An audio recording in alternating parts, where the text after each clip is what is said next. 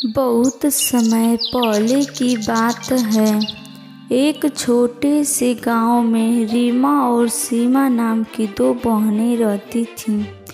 दोनों ही बहुत ही सुंदर थीं और दोनों के पास बहुत संपत्ति थी। लेकिन उनमें एक गुण था जो इन्हें अलग बना रखा था, वह गंभीरता की कमी थी। सीमा और रीमा गांव वालों को हमेशा देखती थी और उनका मजाक उड़ाती थी। वे अपनी सुंदरता और धन के बल पर गर्व महसूस करती थीं।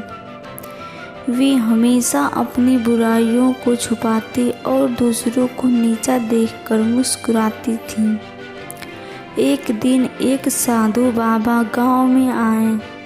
सीमा और रीमा उनसे मिलने गईं।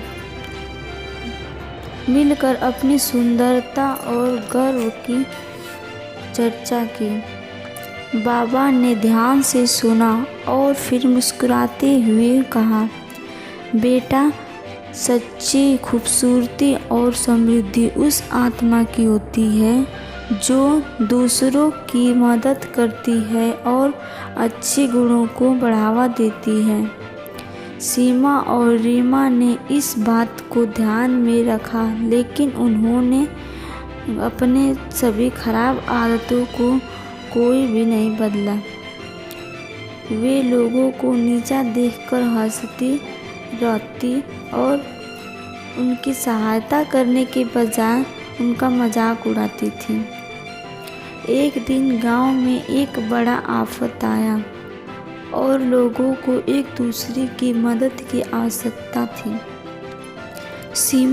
सीमा और रीमा को पता चला कि उनकी सहायता की आवश्यकता है, लेकिन उन्होंने यह नहीं समझा कि उन्हें भी अपनी सारी खराब आदतें बदलनी होगी।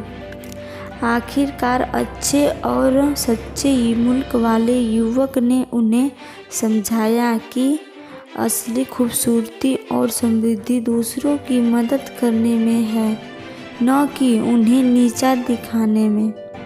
सीमा और रीमा उस युवक की बातें सुनी और उनकी आदतों में सुधार आया और उन दोनों बहनों ने यह निर्णय किया कि आज से हम सभी गांव वालों की मदद करेंगे और वे सब एक साथ रहने लगी, हंसी खुशी रहने लगे।